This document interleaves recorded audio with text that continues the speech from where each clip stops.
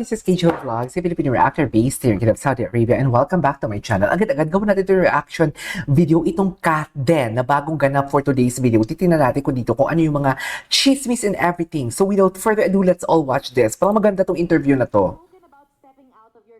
Stepping out. Pero hindi naman kinonfirm. Hindi naman kinonfirm kung lalabas siya. Ay, of course. What's the first question? Let's start from there. Tapos kasi tanong. Bravest thing you've done for yourself. Ayan. Today, the bravest thing I've done for myself. Ano? Eh! Oh my God, ano? I don't know. I'm at the point I'm turning 29 right in a few days. So I'm at the point in my life again wherein I feel so lost. Ay! And I felt this. I remember when I parang gave a message for our Thanksgiving party for House of Us. This was the same feeling. I expect na mapifeel ko ulit to, pero siguro it's part of Ay! you know, Birthday blues. Oo, birthday blues yan. Sure. and nararamdaman ko siya ngayon just like everybody else. I don't know kung nararamdaman to talaga kapag ganitong age ka na, but it's hitting me hard. And to be honest, I'm so scared. Birthday blues. Lost, but I think it's so brave na every day I show up, just like Johnny said kanina, I show up and I choose to grow, accept all the uncertainties. Because, I don't know, bigla ko lang siyang na-feel na, of course, after Hello Love Again, and now doing PGT, pero may feeling lang ako na parang iba, and I think siguro birthday blues na to, life crisis, na parang, Oo, middle life crisis din. Pero middle life crisis 25 eh. Ah, nasa private pala yun. Okay. Tinanggap ko yun. I'm allowing myself to be vulnerable at my days. And hindi ko na yun tinatago sa mga tao. So now, I think part of me growing is me getting my own place as well. And I think it's like my transition stage. I'd like to call this my transition stage na feeling ko kasi yung the next coming years is very, very important kasi yun yung magdidictate kung saan ako sa future. It's not na parang, okay, I'm in my early 20s, ito pa, ang dami ko pang time para matuto. Pero ngayon, parang iba pala pag magto-29. So, feeling that.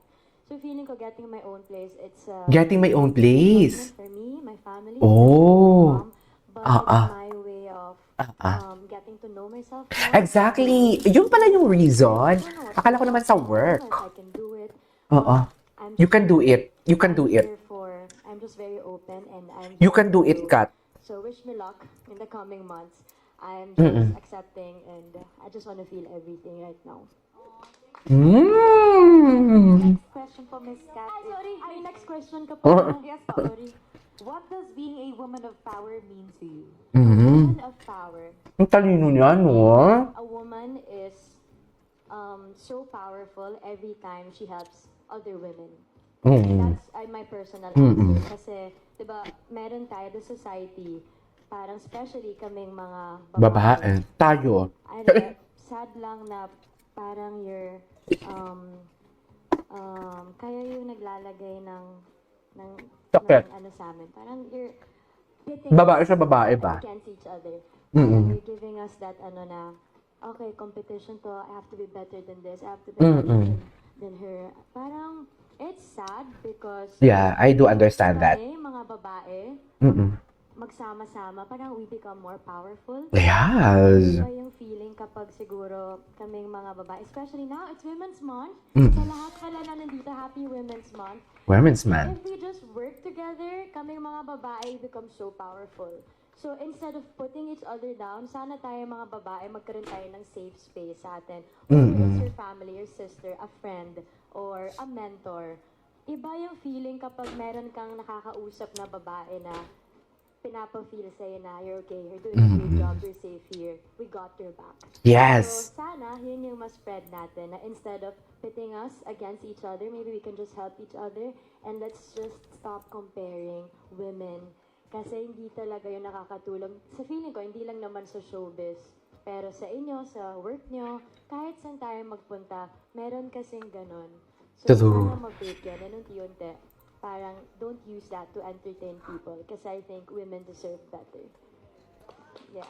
Thank you so much, Miss Catherine. Thank you.